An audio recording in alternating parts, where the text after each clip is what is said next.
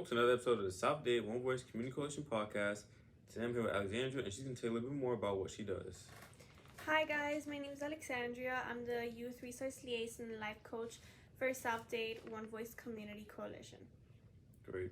So, do you mind starting off, talking about a little bit about the Well session? Of course. So we are currently having Well sessions. It consists of meeting with students for 6 weeks with about 6 students. We talk about what wellness is, how important wellness is, and how to imply wellness in our daily lifestyle. And again, so important. So how would you really, define wellness? I would define wellness as a proper care for yourself, mentally, physically, well-being. It should be a part of your everyday life.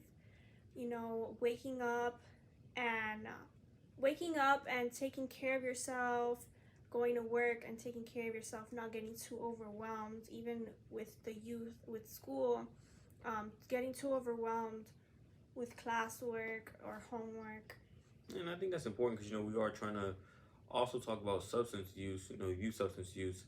When we talk about wellness, I think if we can get some of these students to maybe create a healthy timeline or healthy schedule for themselves, with healthy habits, great habits as far as we could make your bed. I think all these things include on how our day goes. If we start off strong and we have, things in place to really, check ourselves as the day goes on, sort of like a checklist mentally, then we will be able to instill wellness throughout our entire days that becomes weeks and then months. And again, that's what students need. Students, the youth, younger people, we need a schedule. We need to be on track and reach milestones and certain things every day. So I think that's so important.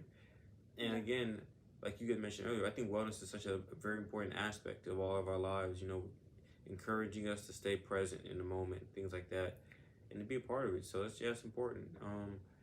So when you think of wellness, talk about maybe what are some experiences that the kids have said, or just a little bit about the sessions and what it entails. So I've had a lot of students tell me, how am I gonna succeed if I take breaks?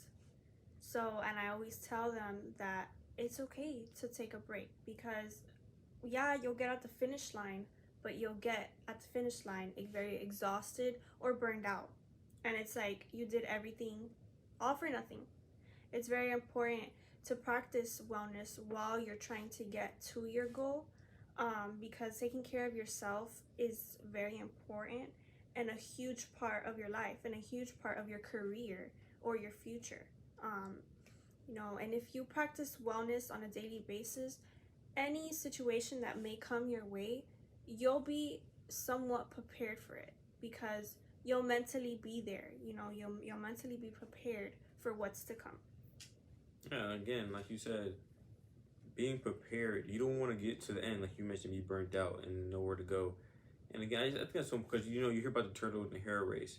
Slow and steady wins the race. Yeah, we both get to the finish line, but one of us is going to be able to keep going and keep fighting. One of us is going to be tired. We're going to need to take a break. And you worked up and built up all this way, and now you got to lay down. So it's just I think it's important, like we mentioned, creating that healthy schedule and things like that. So walk us through what a well session is. What does that entail of? Exactly what could that look like? So we have these self-care journals that we use, and we start off the session by asking ourselves, how are we today? How did we feel this week? What are my to-dos today? What are my goals for today or for the week? And then I always prepare an activity for the students. We've done a worksheet about self-compassion, what it is, how to practice self-compassion, self-esteem. Yeah, we've done a lot of those activities that promote wellness, and as we're doing it, they're learning, and I really see how they're actually understanding the stuff that I'm teaching to them. And talk about some of the feedback you're getting from these kids. I know they're probably taking this information and it's probably becoming part of their lives. It's very valuable. Yeah, so a lot of these kids are actually really liking these sessions. Mm-hmm. They tell me how ever since they started, they've really been focusing on themselves and like making sure that at least once a day they breathe. You know, um, I always tell them to do this little bubble breathing. I tell them to stand up and act like they have like a little bottle, get their bubble, and they blow their bubble 3 times. And it actually works. I ask them how do they feel after they do it, and they tell me that they feel good, and some have actually done it at home. And it may be silly, but it is something that could work. And I know, like I said, that's just so important. 'Cause I know again, going back to the substance use thing we talk about, when you look at teens and things like that, they need an escape. And unfortunately, these teens are not as educated. That's when we come into place.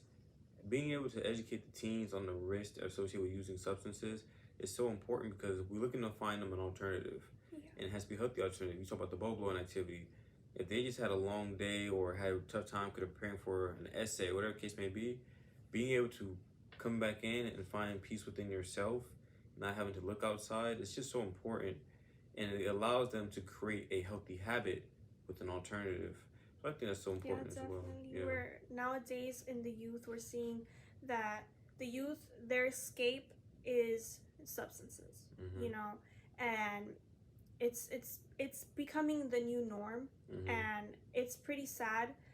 I feel like a lot of these youth believe by doing these substances that it's gonna cure their depression, cure the situation, a situation that's going on with their life, but all they're really doing is just putting, like a band-aid over their boo-boo. Yeah. So it's really not fixing anything. Instead of them, looking for someone, if that means going to therapy or talking to that one person that you have and just letting things out, or breathing, or going out to walk or do something to escape that situation, but not to a point where you just keep it bottled in and you talk to someone about it. So I know you do a lot of well sessions, things like that. How were you able to, really connect with these kids? Like, what are some of the things you've experienced maybe that helps you really keep going and want to be, driven to talk about this stuff?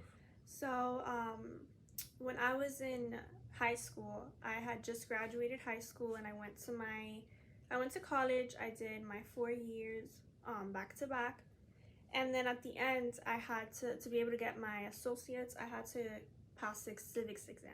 Mm-hmm. So I found myself studying every day, getting a little burned out, and I told myself, like, I need to take some time for myself because I'm getting so burned out that it's making me not really concentrate and not comprehend what I need to know to pass this exam.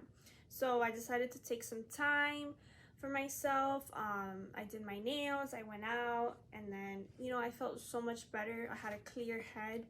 And honestly, when you sit there and you take care of yourself, you feel great. Because self-love is the best love. Mm-hmm. Yeah. Again, I think that's an important thing. And, sometimes you have to, meet kids where they are, being relatable. I feel like that's the best way to get to some of these children. You talk about transitioning from high school to college. To a lot of people, that could be scary. So if you're able to, like you said, when you connect with these kids, be able to share that story and that passion, I think it's for them, it's something that they can overcome as well. Because if they do choose to go to college, they're probably thinking the same thing. It's probably like, I don't want to let anybody down. I'm doing this for myself, but I also want to make sure that I'm making the right decision. And being able to have a steady head, be able to go at a steady pace consistently, so you're not burning out. So you're on the right schedule, you're on track, and you're also making the grades, because college is a different level compared to high school. If they can continue those same patterns that they started in high school, making time for themselves, maybe writing down their feelings, and being able to set aside real life every once in a while, you're talking about a situation where every student should be put to succeed in. Yeah. I think it's so important. And Definitely. I think it's important on any aspect of life. You talk about athletes or even musicians, they have to be able to go to that place and really focus, be able to perform at the highest level. And you talk about musicians who perform in front of thousands of people. That has to be nerve wracking.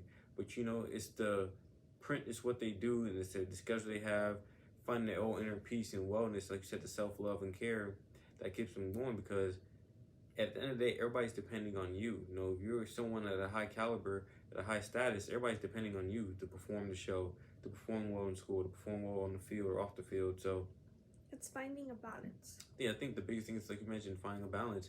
And if you can not even master that, but get close to, you know, mastery in that, you're talking about a big step compared to what a lot of people are going through. You know, we have people all ages still trying to battle that, finding that balance and courage to keep going, because people do burn out, people do get tired. So again, I just think that's so important. And again, I've been there as well. You know, saying like you said, going to school and really wanting to just achieve. You don't. No one likes to lose. No one likes to fail a test. It hurts. You know, especially when you prepare so long. So I just think again, it's just so important. You know, I think, and again, the well sessions. But I know there's plenty of things we do, different activities we do. You talking about the journal. So being able to track that stuff and see, last week I wasn't doing so well. A week later, I'm doing a lot better. What have I done within the past week that has been able to change my mood leading up to this following Wednesday or the week before? Yeah. So again, I think it's so important. So what do you enjoy the most about just wellness and just talking about it, honestly? My favorite part would be seeing the impact that the sessions give these kids, like seeing them come from the first day, the first session, to seeing them to the last session, like how much they've grown in the wellness part, and maybe even as a person, because Yeah, and again, that's amazing. Like, I really do understand that. 32.